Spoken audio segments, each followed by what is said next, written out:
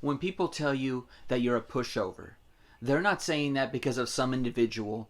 They're also saying that because they're treating you like a pushover.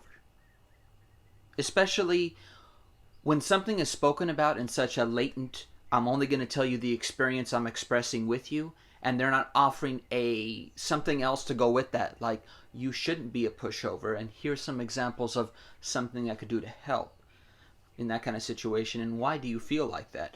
Not asking questions is like saying, I want you to continue to be a pushover.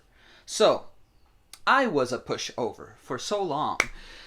My whole life was a pushover. An example of pushoverness from family that made blood so important. From friendships that said, you'll lose me if you don't have me around like this, like the way I am. And that's exactly why I lost them in the first place. So pretty much, whether or not someone actually treated me like a pushover or not, they're actually caring about that has to come out.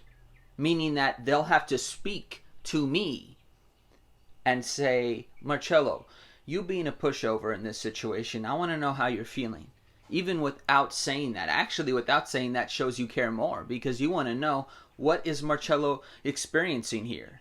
Asking Marcello those kind of questions, asking myself those kind of questions, recognize that I got to get away from a lot of people treating me like shit. Because they never got to treat anybody with that kind of power. And I think I learned that getting away from people who treat me like I'm a pushover is an example of, oh, okay, they were pushed over then, and they don't like it, but they like it enough to do it themselves. So literally that means the people that are pushing them over are still around them. They're not getting rid of them, but you know what? I'm going to get rid of you. Just letting you know that right now. You're not going to be in my life. You're proving how much you care about yourself being dominant. I care about us having a conversation.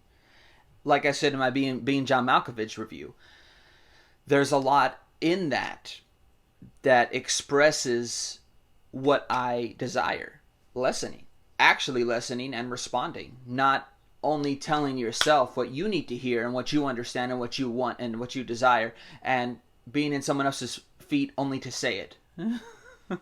And I think that literally explains what being a pushover means. It's literally saying, someone telling you you're a pushover, but not doing anything else with that, it pretty much says they're not going to embrace you for who you are and want the best for you.